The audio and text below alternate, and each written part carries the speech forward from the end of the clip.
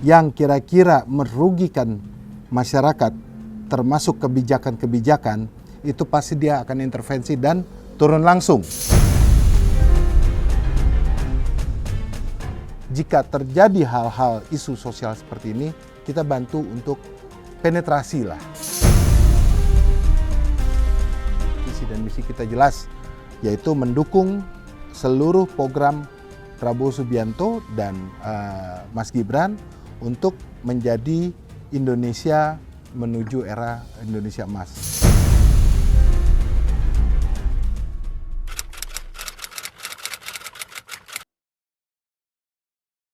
Masalah yang saat ini terjadi, alhamdulillah itu sudah diselesaikan sekali lagi oleh Bapak Presiden terpilih kita, Panglima kita dan junjungan kita Bapak Jenderal Haji Prabowo Subianto. Jadi kepekaan beliau terhadap masyarakat dan sensitivitas beliau terhadap isu-isu yang kira-kira merugikan masyarakat, termasuk kebijakan-kebijakan, itu pasti dia akan intervensi dan turun langsung. Contoh, kita lihat akhir-akhir ini di frame di media bahwa masalah makanan bergizi ya, atau makanan gratis, atau peningkatan gizi untuk siswa SD atau sekolah, itu beliau langsung datang, langsung turun ke lokasi, dan saya yakinkan itu bahwa itu adalah dari hati nurani beliau, karena tujuan beliau itu sangat mulia. Nah, kembali lagi ke pertanyaan tadi bahwa adanya isu, adanya suatu kebijakan yang tidak berpihak kepada masyarakat,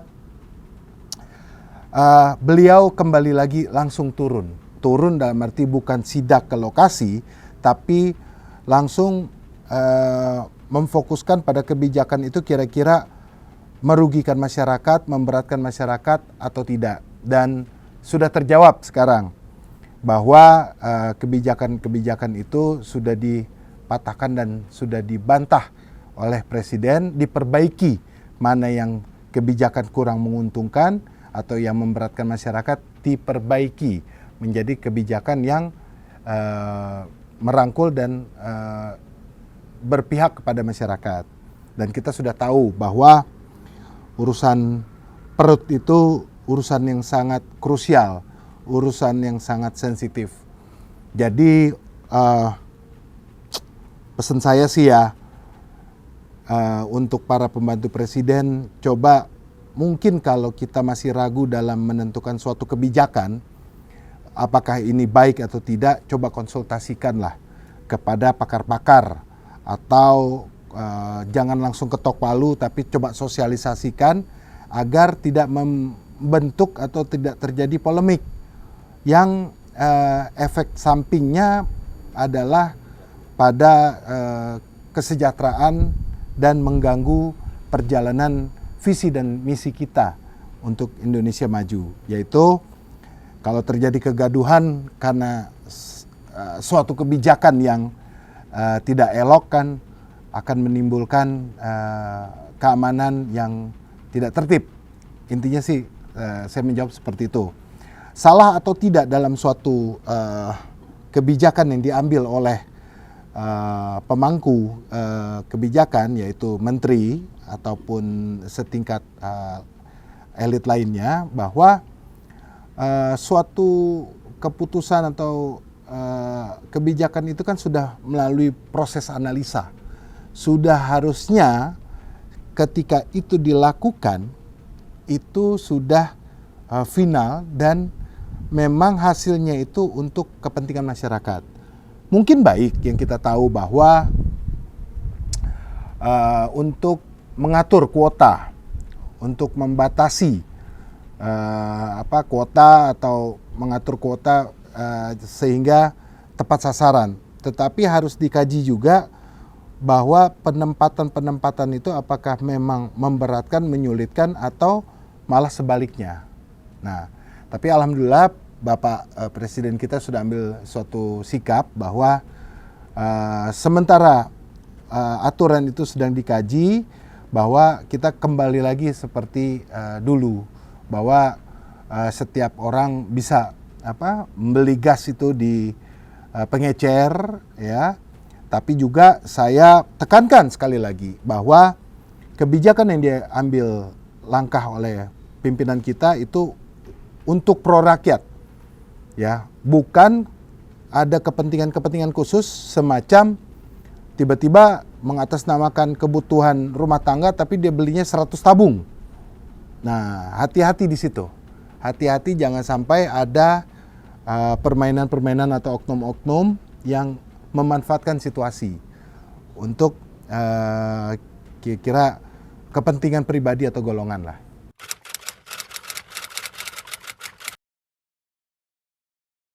Suatu keputusan dan kebijakan itu tujuannya adalah baik, tapi implementasinya harus dikaji. Apakah tepat atau tidak, tepat sasaran, atau malah sebaliknya, memberatkan atau malah membuat suatu kegaduhan. Nah itu, kebijakan itu apapun namanya pasti tujuannya baik. Dan saya yakin kaliber seperti Pak Bahlil, kaliber seperti menteri-menteri yang lain yang sudah melalui tahap fit and proper test yang dipercaya oleh presiden kita sudah melalui tahap-tahapan dan kajian-kajian, maka ditunjuk sebagai menteri. Akan tetapi kita juga harus peka terhadap isu sosial di masyarakat ini seperti apa. Tadi Bang Vincent sampaikan bahwa dari Pertamina itu Bapak 12.000 ya? 12.000. Aku nggak tahu harga pasti ya. Terus kedua sampai ke pengecer sudah 25.000. Nah, harusnya yang diatur itu adalah bagaimana distribusinya itu sampai ke tepat sasaran.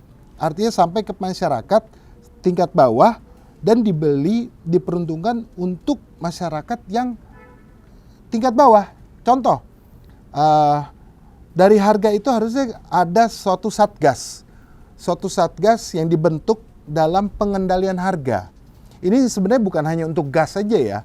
Ini banyak yang terjadi di tengah-tengah masyarakat kita, bahwa sebenarnya ini yang tadinya harganya sekian tiba-tiba sampai ke masyarakat, ke pengecer, itu harganya jauh sekali. Jadi ini harus dibentuk suatu controlling satgas untuk mengawasi dan mengatur harga itu benar-benar stabil. Bolehlah juga ambil keuntungan sewajarnya. Nah, tapi namanya juga bisnis ya, tapi kan kita harus tahu ada batas tertinggi untuk jualan atau batas terendah. Ketika masyarakat menemukan ketidakwajaran agen atau pengecer dalam menjalankan rule bisnisnya mereka, memarkup harga terlalu tinggi atau dengan alasan apapun lah, atau dengan mungkin isu ini barangnya tidak ada atau barangnya langka, itu ada satu nomor hotline atau WhatsApp ya dibentuk oleh pemerintah untuk mengadukan keluhan-keluhan seperti itu, dan Satgas langsung turun ke lokasi-lokasi yang terjadinya hal-hal yang merugikan masyarakat seperti itu. Nah, artinya keputusan dan kajian ini justru sangat dibutuhkan masyarakat untuk mengawasi kegiatan jual beli yang jangan ada mafia, jangan ada kartelisasi, sehingga harga itu terjangkau dan pasokan juga tersalurkan dan tercukupi dengan baik gitu. Jadi menurut saya suatu kajian dan keputusan itu atau suatu peraturan itu harus kita lihat juga pada implementasinya seperti apa. Kira-kira begitu, Bang. Oke, dan ini menarik tadi ya.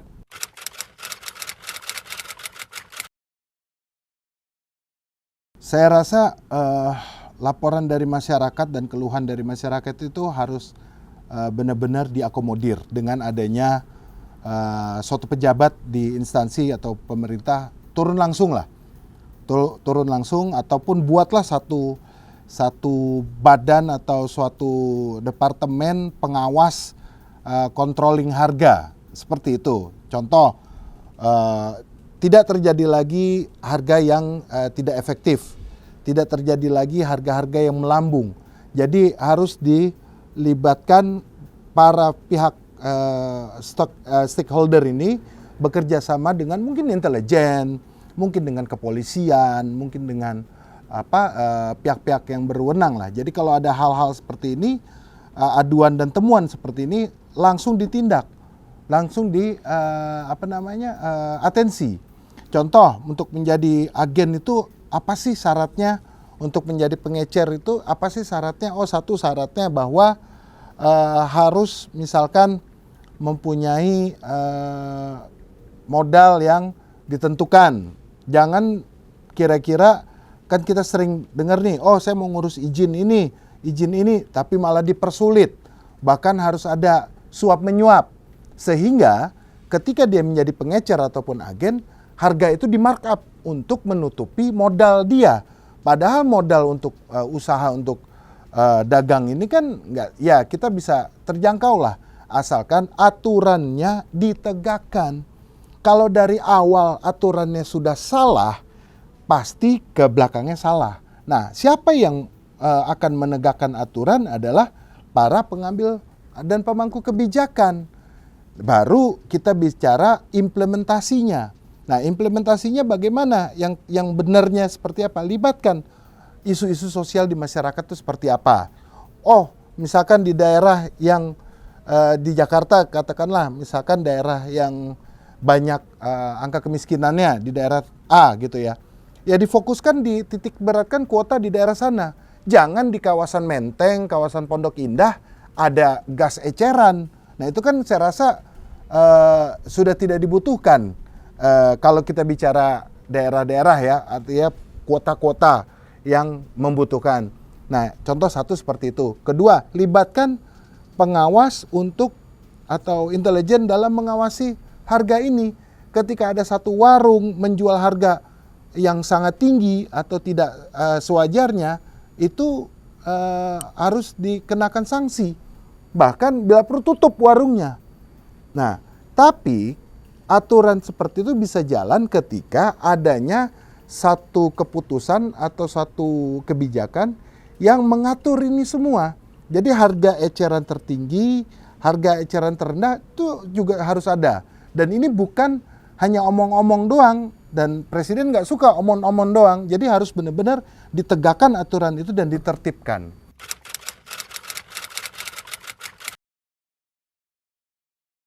Isu ini kan seperti seperti cerita klasik lah ya, yang kita sudah tahu di negara kita tercinta ini banyak oknum-oknum yang sebenarnya aturan itu sudah ada tapi bermain di dalam aturan tersebut. Jadi menurut hemat saya sih ya, maksudnya sebelum kita bicara jauh, hal tersebut harus ditegakkan law enforcement-nya. Kedua, permudah dalam pengurusan izin. Jadi yang diawasi, pengawas itu, pihak-pihak yang berwajib ini jangan hanya ngawasin harga, warung nggak boleh jualan terlalu tinggi atau segala macam, ngecer harus, jangan itu aja, tapi di lembaganya sendiri yang menerbitkan kepengurusan, menerbitkan kebijakan, itu juga harus tertib aturan. Jangan rakyat aja yang harus tertib aturan, tetapi kita juga sebagai pemberi kebijakan dan mengeluarkan peraturan itu juga harus tertib. Jadi jangan hanya hukum itu jangan hanya tajam ke bawah aja. Jadi harus benar-benar sinkron. Artinya libatkan juga seperti kasus judol itulah ya. Artinya bukan hanya Kominfo Komdijinya aja ke luar, tapi di dalam internal sendiri harus dilibatkan. Saya bilang kemarin kan intelijen atau apa dalam mengawasi kegiatan. Nah, di dalam kementerian ataupun di dalam lembaga yang menerbitkan izin-izin tersebut juga harus diawasi dalam memberikan suatu izin-izin. Jadi jangan ada orang mau ngurus izin sulit, orang mau ngurus ini jadi repot. Jadi banyak penjual-penjual liar. Nah, tujuan bahwa mengatur administrasi itu bagus. kita tertib administrasi itu adalah syarat negara ini menjadi negara maju. Jadi tertib administrasi, karena tertib administrasi tidak adanya lagi hal-hal praktek pungli-pungli dan lain-lain karena tertibnya administrasi. Tapi dalam menertibkan administrasi, sekali lagi implementasinya harus dikaji dari A sampai Z. Nah, implementasinya itu adalah pengawasan baik di internal ataupun eksternal. Internal yang mengeluarkan izin, bagaimana masyarakat mengurus izin itu jadi mudah, tidak ada pungutan liar, bentuklah satu mungkin website atau apalah namanya yang itu menjadi ranah dan kebijakannya si kementerian atau lembaga. Nah, jadi masyarakat itu ngurusnya itu gampang, mungkin daftar secara online, terus juga responnya juga cepat. Jadi itu hal-hal seperti itu yang tidak memberatkan masyarakat. Kira-kira gitu, Bang.